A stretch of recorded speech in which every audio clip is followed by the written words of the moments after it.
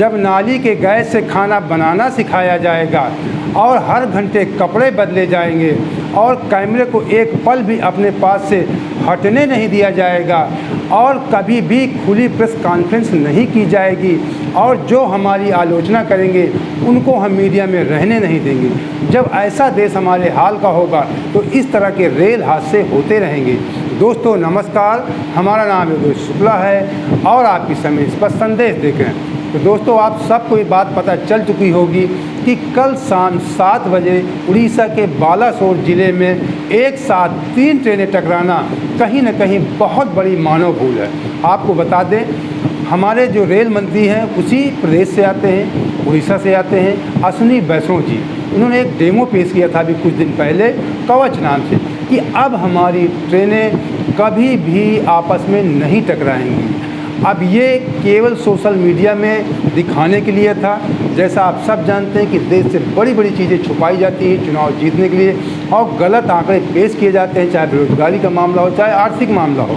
लेकिन उसी तरीके हो सकता है ये जो उन्होंने डेमो पेश किया था कि जो कवच अब हर प्रत्येक ट्रेन में एक कवच लगा रहेगा, कभी भी आपस में 2 ट्रेनें नहीं टकराएंगी। मैं पहले आपको ये वीडियो दिखा देता हूँ, उसके बाद में इसमें चर्चा करते हैं। हेड ऑन कॉलेज का प्रेस करते हुए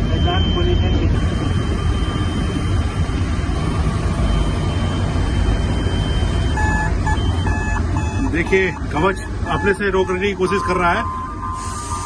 ड्राइवर साहब आप तो ब्रेक नहीं लगा रहे हैं, ड्राइवर ब्रेक नहीं लगा रहे हैं।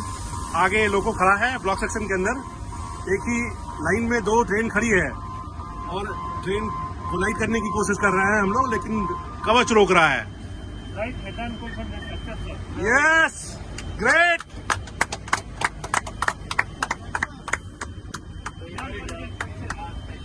सेम ट्रैक पे वो इंजन भी खड़ा है, ये इंजन भी है, दोनों लोग सेम ट्रैक पे है, लेकिन कवच से आगे जाने नहीं दे रहा है।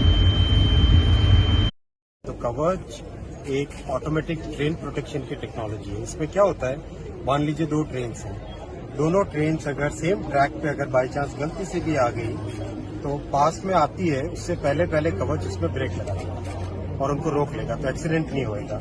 मान लो एक ट्रेन के पीछे दूसरी ट्रेन जा रही है, तो इस केस में पीछे वाली ट्रेन एक सेफ डिस्टेंस पे रहनी चाहिए। अगर बाई चांस किसी भी कारण से ट्रेन अगर नजदीक आती है तो पीछे वाली ट्रेन में तुरंत कवच उसमें स्पीड कम कर देगा और उसमें ब्रेक लगा देगा। जैसे रेड लाइट है, तो रेड लाइट के पास में जैसे ही ट्रेन पहुंचे उससे पहले उस ट्रेन का कवच अपने आप उसे स्पीड को कम कर देगा, कम करके उसको रेड लाइट से पहले रोक लेगा। कोई गेट आ रहा है तो उस गेट के पास जैसे ही ट्रेन पहुंचे, बाई चांस अगर ड्राइवर ने विसल नहीं बजाई तो भी कवच उसमें ऑटोमेटिकली विसल बजा देगा। तो ये एक ऐसी फैसिलिटी है जिससे यात्रियों की सुरक्षा में बहुत ही बड़ा बदलाव आएगा। प्रधानमंत्री जी का जो विजन है कि हमारे साधारण मानवीय के जीवन में ऐसा परिवर्तन आए, जो परिवर्तन उनके जीवन में एक बहुत बड़ा लाभ। तो आपने देखा कि हमारे रेल मंत्री जी कह रहे हैं कि अगर आमने सामने से कोई ट्रेन गलती से आ गई तो 400 मीटर पहले से ये कवच इन ट्रेनों को रोक देगा, ये आपस में नहीं टकराएंगी। वो यहाँ तक कहते हैं कि अगर कोई ट्रेन आगे जा रही, गलती से पीछे से दूसरी ट्रेन आ गई तो पीछे वाली ट्रेन ऑटोमेटिक रुक जाएगी। उन्होंने तो यहाँ तक दावा कर दिया कि अगर कोई क्रॉसिंग है और भीड़ भाड़ है और उसने सायरन नहीं बजाया, हॉर्न नहीं बजाया ड्राइवर ने, तो ऑटोमेटिक सायरन भी बज जाएगी। जब इतनी हाईटेक टेक्नोलॉजी हमारे देश में है तो 3 ट्रेनें कैसे टकरा गई, इसमें विस्तृत में मैं नहीं जाऊंगा कैसे टकराएं, क्या हुआ, ये जानकारी आप सबको हो चुकी है, मीडिया में सोशल मीडिया खूब चल रहा है। लेकिन मोटा माटी थोड़ा सरसरी निगाह पे बता भी देता हूँ, इसलिए हो सकता है कुछ हमारे नए दर्शक भी हो सकते हैं जो केवल हमारे सारे, उनको जानकारी होना भी ज़रूरी है। तो आपको बता दें, कोरोमंडल एक्सप्रेस जिसे बताते हैं कि हाँ, थोड़ी ये भी जानकारी दे दें कि बहुत बड़ी मानव भूल कैसे हुई है। कहते हैं कि कोरोमंडल एक्सप्रेस को मेन लाइन में जाना था, उसे सिग्नल भी दिया गया लेकिन तुरंत सिग्नल हटा लिया गया। जो आज अधिकारियों ने रिपोर्ट पेश किया उसके अनुसार तुरंत सिग्नल हटा लिया गया, जिससे गलती से कोरोमंडल एक्सप्रेस लूप लाइन पे चली गई जहाँ पे पहले से मालगाड़ी खड़ी हुई थी। अब प्रश्न यहीं पे उठता है कि अगर कवच लगा होता तो खड़ी होने के बावजूद भी उस ट्रेन को टकराना नहीं चाहिए। फिर उसके बाद दूसरी ट्रेन आती दुरंतो आती है और जब कोरोमंडल एक्सप्रेस मालगाड़ी से टकराई तो उसके तमाम डिब्बों के परखचे उड़ गए, कुछ डिब्बे तीसरी लाइन पे जाके गिर गए।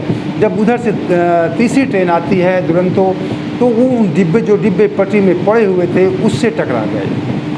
अब कितनी बड़ी मानव भूल, इसको मानव भूल तो है ही जो रिपोर्ट में पेश किया गया, लेकिन एक ट्रेन में मान सकते थे कि हो सकता है कवच ना लगा हो, किसी की टेक्नोलॉजी कोई फेल भी हो सकती है, लेकिन दो ट्रेनें, दोनों जो यात्री ट्रेनें थी दोनों टकराई। एक मालगाड़ी पे चढ़ गई, दूसरे जो उस डिब्बे के जो कोरोमंडल एक्सप्रेस के डिब्बे गिरे उससे जाके टकरा गई दुरंतो। तो इतनी बड़ी जो टेक्नोलॉजी दिखाई गई हमारे देश को, जो गुमराह किया गया कि हमारी टेक्नोलॉजी अब कभी हमारे देश की ट्रेनें नहीं टकराएंगी।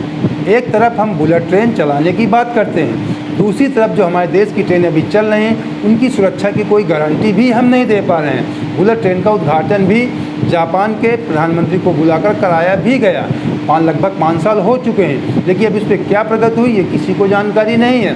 लेकिन हमारे देश, पूरे देश को जानकारी रहती है कि हमारे प्रधानमंत्री जी हर घंटे कपड़े कौन से पहनते हैं, कौन से कपड़े बदलते हैं, ये सभी को जानकारी रहती है। आज भी उन्होंने ऐसा किया।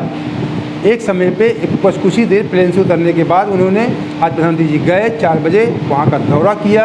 ये तो बहुत बड़ी दुखद घटना है, प्रधानमंत्री जी बहुत अच्छा कार्य किया, इसकी हम सराहना करते हैं। लेकिन इसके बावजूद, इतनी दुखद घटना होने के बावजूद वो अपने कपड़े बदलने, जिनकी एक जो रूटीन है उनका, उन्होंने किया, कपड़े बदले। दूसरों की मन की बात सुनने के लिए प्रधानमंत्री जी को खुली प्रेस कॉन्फ्रेंस करनी पड़ेगी। इन्होंने 9 साल में कभी खुली प्रेस कॉन्फ्रेंस नहीं किया। पत्रकार भी एक तरह की जनता की आवाज़ होते हैं, जो नेता होते हैं वो जनता के प्रतिनिधि होते हैं, लेकिन पत्रकार, हम जैसे तमाम पत्रकार या अन्य तमाम बड़े पत्रकार, वो जनता की आवाज़ होते हैं, जनता की तरफ से क्रॉस क्वेश्चन करते हैं, सवाल करते हैं कि आपने ऐसा क्यों किया। लेकिन मोदी जी को अपनी आलोचना पसंद नहीं है, इसीलिए खुली प्रेस कॉन्फ्रेंस की बात बहुत दूर की बात है। जो अगर कोई सरकार के कार्यों की अगर केवल दिखा देता है कि सरकार ने गलत किया, तो उस पत्रकार को भी मीडिया पे नहीं रहने दिया जाता। ये सच्चाई है।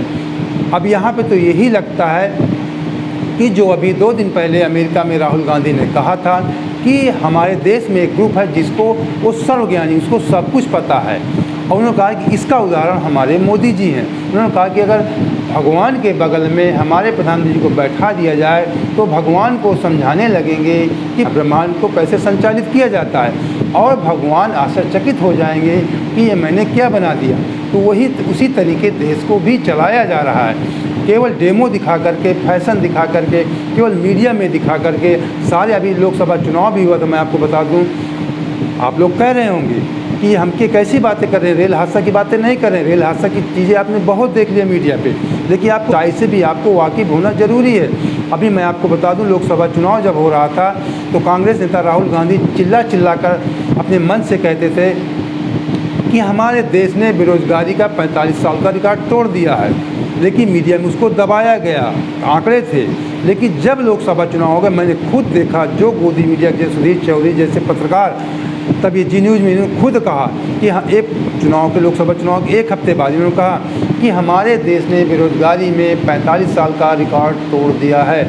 तो सिर्फ चुनाव जीतना है, देश के लोगों को गलत जानकारियाँ देना है, आंकड़े छुपाने हैं। तो दोस्तों, अब आपसे हमारा एक निवेदन भी है कि अगर आप इसी तरह की निष्पक्ष खबरें देखना चाहते हैं तो हमारे चैनल को ज्वाइन कर लीजिए।